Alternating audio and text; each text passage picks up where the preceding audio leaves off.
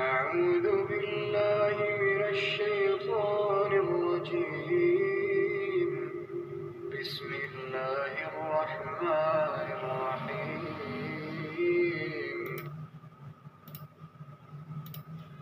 هو الذي أرسل رسوله بالهدى ودين الحق ليظهره على الدين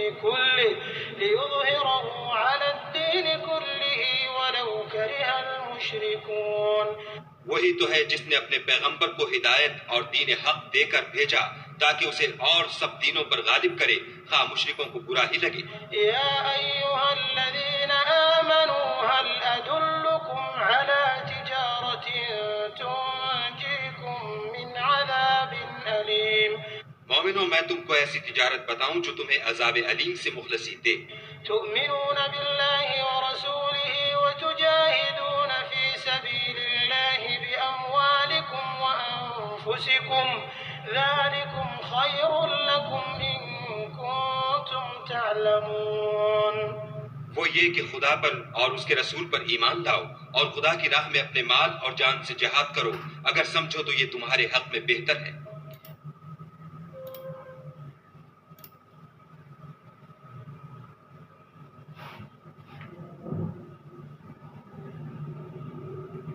It is he who sent his messenger with guidance and the religion of truth to manifest it over all religion.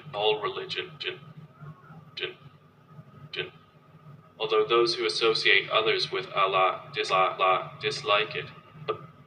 O you who have believed, shall I guide you to a transaction that will save you from a painful punishment? It is that you believe in Allah and His Messenger and strive in the cause of Allah with your wealth and your lives. That is best for you if you should know. اب اللہ پاک جگہ جگہ کہہ رہے ہیں تم نہیں جانتے اللہ جانتا ہے، تم نہیں جانتے اللہ جانتا ہے. تو اب یہ لوگ سارے ہی بولتے ہیں کہ مجھے سب پتہ ہے، سب پتہ ہے، آخر میں بولتے ہیں مجھے کیا پتہ تھا ایسا ہوگا. تو یہ عذاب علیم سے یہ جو ٹریڈ کی ہم بات کر رہے تھے، دنیا کی پوری دنیا کی تقریباً 8 ارب آبادی اور اللہ سامنے بیچ میں. تو اب آپ یہ اللہ کے لیے جب کام کریں گے تو یہ اللہ کے ساتھ ٹریڈ ہو گیا، آپ کی دنیا بھی اچھی اور آخرت بھی اچھی. اور اگر آپ پیسے کے پیچھے سوچ رہے ہیں کہ میں بھاگ کے کما لوں گا محنت کر کے، تو یہ آپ کی خوش فہمی ہے. اللہ کہہ رہے ہیں وہ یرزق من تشاء بغیر حساب، وہ جس کو چاہتا ہے بے حساب رزق دیتا ہے. تو اللہ کے لیے تو کوئی شرط نہیں ہے کہ بھئی بزنس ہونا چاہیے، کوئی مل ہونی چاہیے، کوئی یہ ہونا چاہیے. اللہ تو چاہے گا خزانے دے دے گا، چاہے گا نہیں دے گا. اس کے ہاتھ میں دنیا آخرت، جنت دوزخ، عزت دولت شہرت سب اس کے ہاتھ میں ہے. تو پہلا کام ہے اللہ پہ ایمان لانا، نیک عمل کرنا، پھر مال اور جان سے اللہ کی راہ میں جہاد. کا مطلب یہ نہیں ہے تلوار لے کے نکل گئے، یہ دین کا کام کرنا، دین کو پھیلانا. لوگوں کی زندگیاں کتنے اب یہ قرآن کی آیتیں چھپانے کی وجہ سے، آگے پاس نہ کرنے کی وجہ سے کتنے قتل ہوئے ہوں گے، کتنی طلاقیں ہوئی ہوں گی، کتنی پراپرٹیوں پہ جھگڑے ہوئے ہوں گے، کتنی گورنمنٹیں الٹی ہوئی ہوں گی، کتنی مطلب جو ہے وہ کتنی تباہی بربادی ہوئی ہوگی اس کے دین کو نہ آگے پہنچانے کی وجہ سے.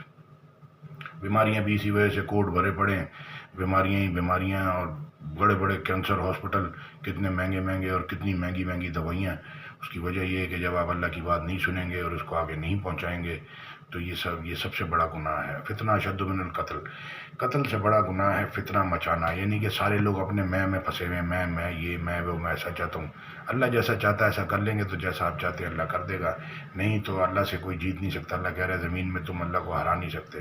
جزاک اللہ خیر. السلام علیکم ورحمۃ اللہ. اللہ کے حکموں کے یقین زندگی مت گزاریں، اللہ کے حکم بارڈر لائن کو سمجھیں، اس کے اندر رہیں. اگر آپ نے بچنا ہے، نہیں بچنا تو آپ کی مرضی، آپ جانے اللہ جانے. جزاک اللہ خیر.